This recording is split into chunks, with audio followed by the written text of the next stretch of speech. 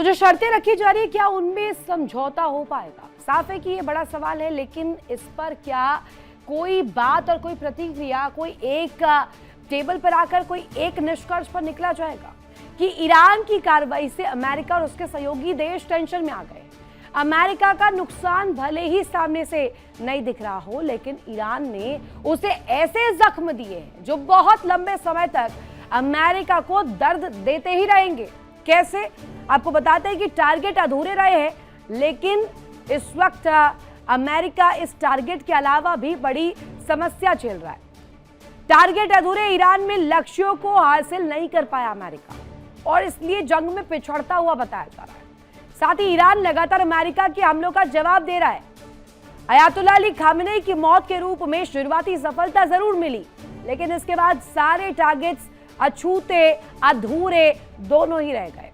अब बात हॉर्मूज की करते हैं। हॉर्मूज पर पेच ऐसा फंसा कि ईरान का हॉर्मूज पर कब्जा अभी भी जारी है, और इसको लेकर अमेरिका कुछ कर भी नहीं पा रहा है। जहाजों से टोल वसूलने पर ईरान अभी भी अड़ा हुआ है।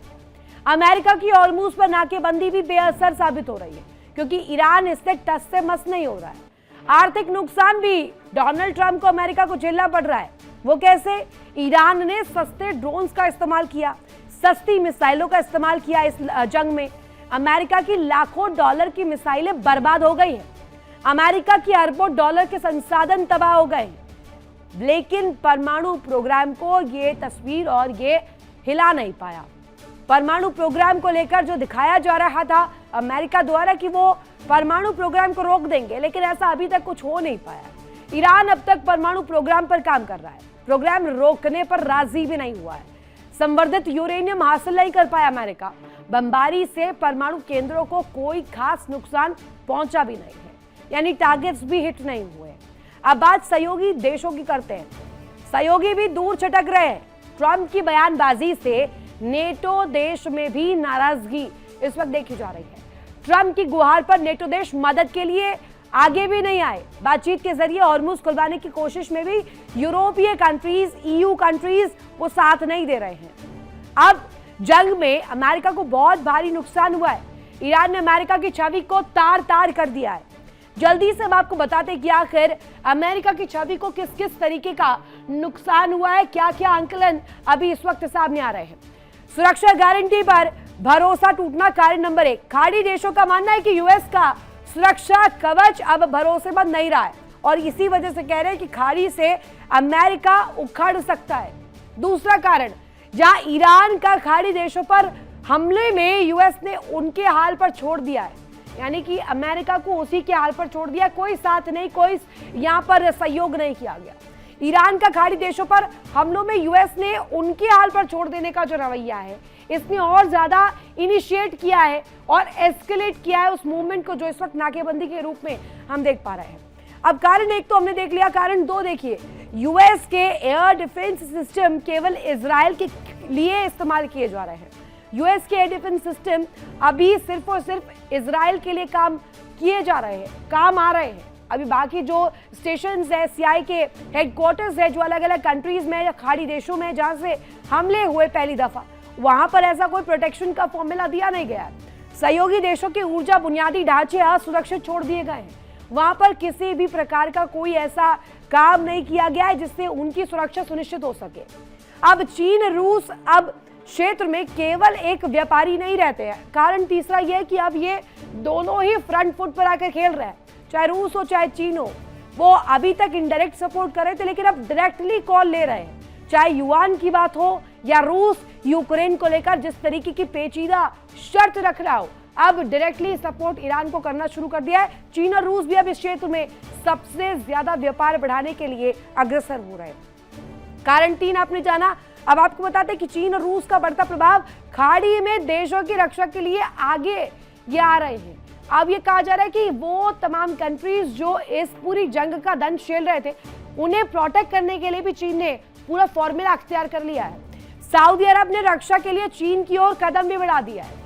सिर्फ और सिर्फ चीन की तरफ से हलचल नहीं है, अब खाड़ी के देश भी विश्वास कर रहे हैं चीन पर और उस ओर इंक्लाइंड नजर आ रहे हैं। सऊदी अरब उनमें से एक।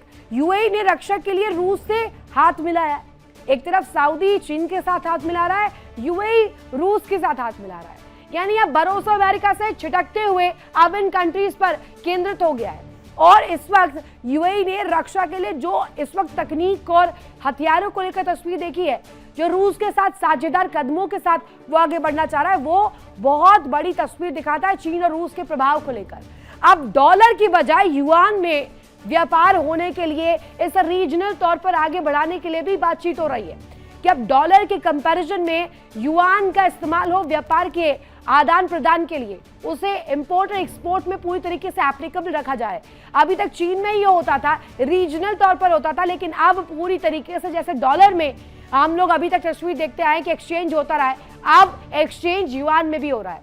यूएस ने खाड़ी सहयोगियों को दरकिनार किया। ये एक तरफा सैन्य नीति में से सबसे पहला कारण, जो चौथे कारण का सबसे पहला पॉइंट बन जाता है। ईरान पर हमलों से पहले खाड़ी सहयोगियों को कोई सूचना नहीं दी गई कि वहां पर हमला होने वाला। इस तरीके की चीज के लिए कॉन्फिडेंस में भी उन खाड़ी देशों को नहीं लिया गया जहां से हमलों को प्लान करना शुरू किया था। खाड़ी देशों को ईरानी जवाबी हमलों का ये आकरण सामने करना पड़ा, यानी कि इमरजेंसी कंडीशंस में इन्हें पता चला इन देशों को जो कि हमले को लेकर क्या तस्वीर है और कब तक ये जंग जारी रहेगी। खाड़ी देशों को यूएस के साथ या खिलाफ वाले दबाव स्वीकार नहीं है, यानी कि स्वतंत्र विदेश नीति की लहर इस वक्त नजर आ रही है। और यही कारण नंबर 5 है कि यहाँ पर सब सारे देश, नेटो के कंट्रीज, ईयू कंट्रीज इस वक्त अपना एकल स्टेप रखना चाहते हैं, एक अधिकार इस पर चाहते हैं कि अगर कोई कॉल जंग में लेना हो वो हमारे राष्ट्र हित के लिए होगा।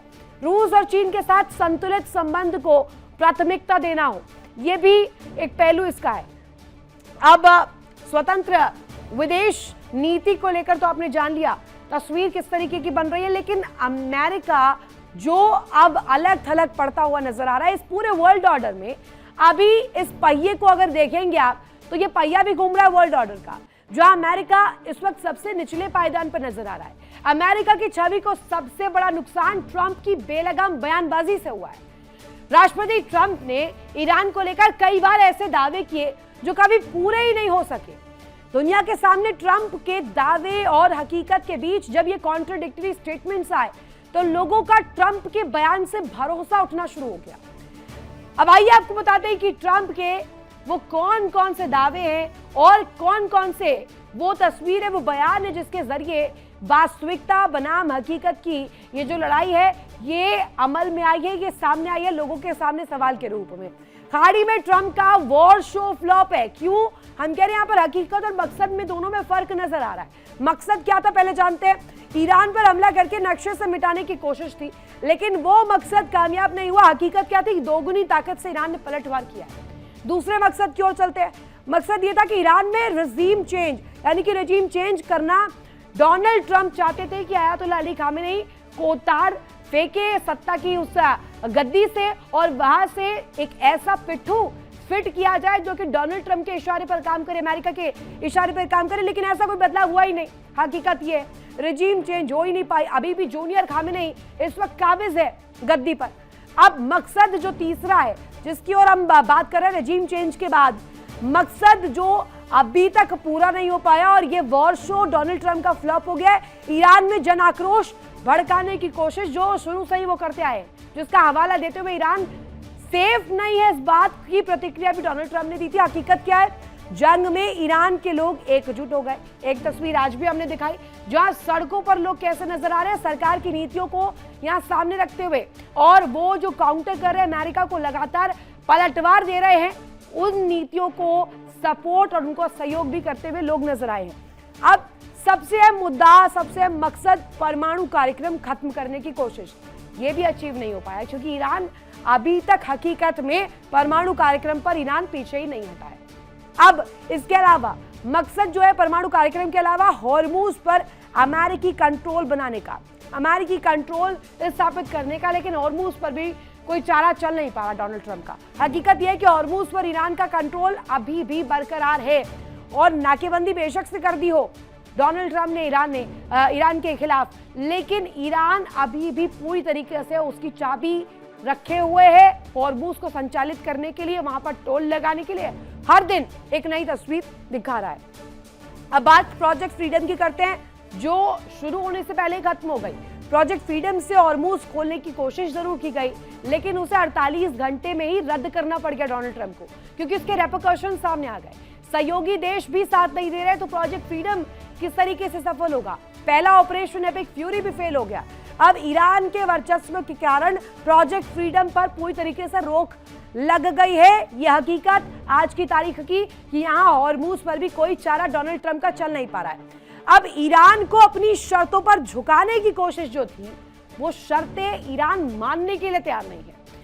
ये तस्वीर भी देखिएगा कि यहां तक कि मध्यस्थता की टेबल पर आने से भी ईरान ने इनकार कर दिया कि हमें नीति में दोहरा रवैया नजर आता है।